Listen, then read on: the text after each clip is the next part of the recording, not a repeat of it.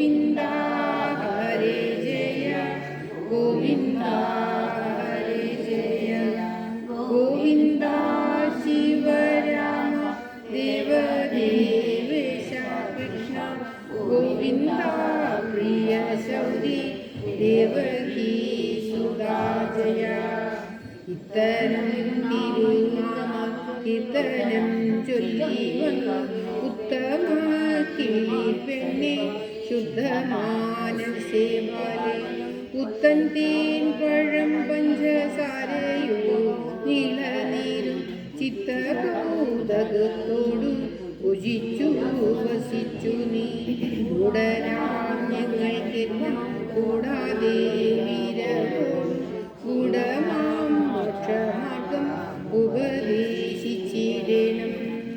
സർവത്ര ഗോവിന്ദനാമ സങ്കീർത്തനം ഗോവിന്ദ ഗോവിന്ദ.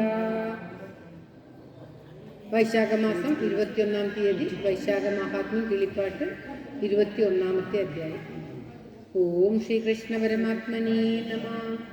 സർവദേവാത്മകൻ സർവദേവാമയൻ സർവദാ വിഷ്ണുപ്രിയൻ ശബ്ദസച്ചിതൻ മാധവനോടു വിപരീതഭാവമായി ഏതുമീ ചെവിയില കേൾക്കാനുമില്ലവോ വൈഷ്ണവന്മാരെ കുറിച്ചു വാത്സല്യവും തൽപ്രിയനാകി കരസ്ഥിതം മോക്ഷവും ശ്രീകുമാരീമതൻ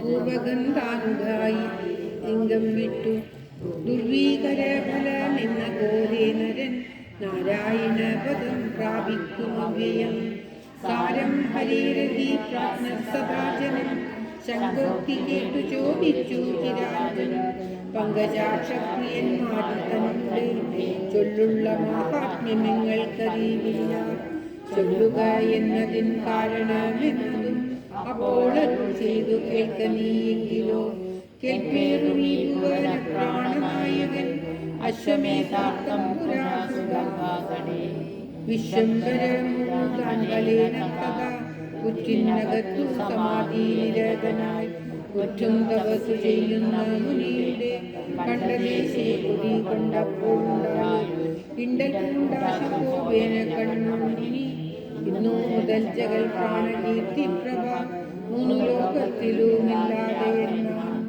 ഗന്ധവാഹനെ കേട്ടപ്പോൾ ചിന്തിച്ചു ചൊല്ലിനാൻ കണ്ണു മുനിയൊരു ഈ താപരാധനാം എന്നെ ശപിച്ചു നീ ബോധഹീനം ഗുരുദ്രോഹിയായി വർത്തിക്ക കോപം സഹിയാനിരുവരുമന്യു ശാപമിട്ടാനതു കാരണമായിപ്പോൾ ഗൂഢമായി മാറുക കീർത്തി അറിഞ്ഞാലും പ്രൗഢനല്ലായില്ല സമീരണൻ ഇത്തം കിരാതനോടൊന്നു നീ ചൊല്ലിനാൻ അധ്യായം 21 ചൊല്ലിനേ. ഓം തത്സത്.